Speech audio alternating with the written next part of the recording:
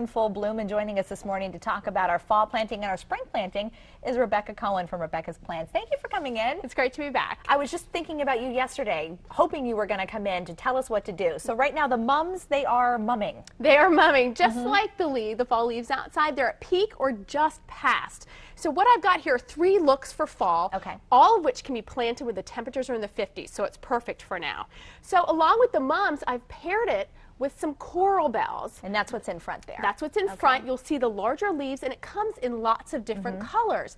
And they're going to hold their leaves all through winter. So it makes a great ground cover and a great pairing for something like mums, which are going to lose their blooms, but the coral bells will maintain their interest. Now, along with the coral bells, I've got some ornamental grasses. This bunny grass here, it's a dwarf bunny grass.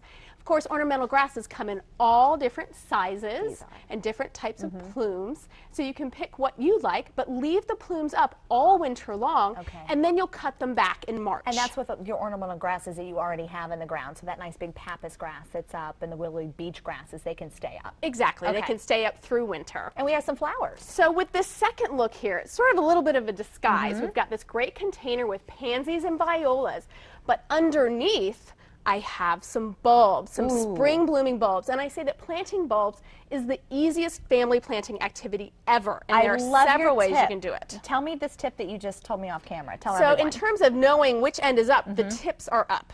So some of them have a fuzzy root, some don't. Some have sort of an acorn.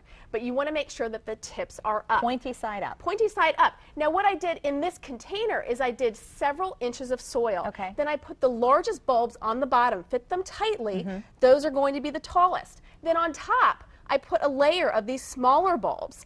And what will happen is in spring, you'll have this great interest with the pansies, and the blooms will poke their way through up top, and you'll have great for family fun, though, you said dig a trench and get early spring planting, mid-spring planting, and late spring planting bulbs or blooming bulbs, and just throw them in. Get your bags of bulbs. Look for early blooming, mid-spring blooming, and late spring blooming.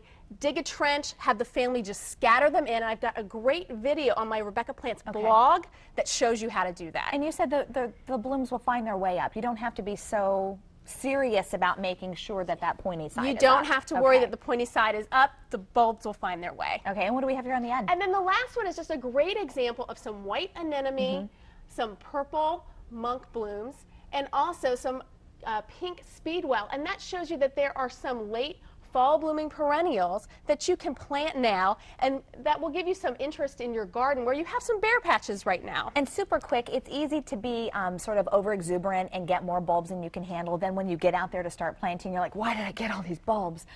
Do what you can handle. Do what you can handle, but you know what? The temperatures are dropping now. It's a great way to get some exercise as a family, and you'll have a whole lot of fun. All right, Rebecca Cohen, thank you so much from Rebecca's Plants, and please stay with us. John has another look at your weekend forecast when we come back.